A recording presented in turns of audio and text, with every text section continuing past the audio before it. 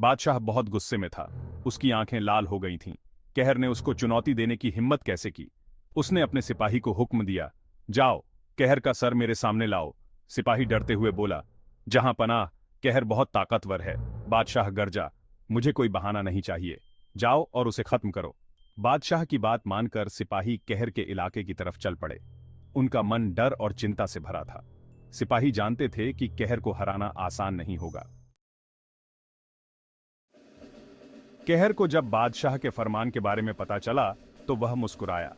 उसे चुनौती पसंद थी। उसने अपने साथियों से कहा, बादशाह को लगता है कि वो मुझे हरा सकता है। कहर के साथी भी उसके साथ युद्ध के लिए तैयार थे।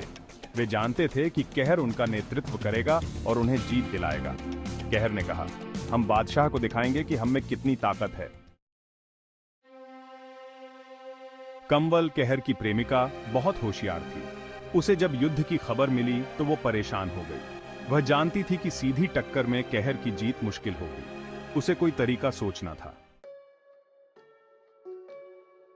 छगना नाई की भूमिका। कंवल ने सोचा, मुझे कहर तक ये खबर पहुंचानी होगी। उसने छगना नाई को बुलाया।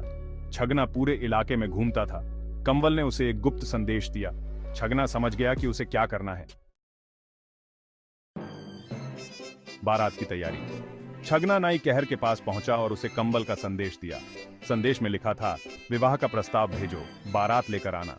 कहर समझ गया कि कंवल के मन में क्या है। उसने अपने साथियों को तैयार होने को कहा। विजय का मार्ग। कहर और उसके साथी दूल्हा बनकर बादशाह के महल की ओर चल पड़े। बादशाह को लगा कि कहर हार मान चुका है।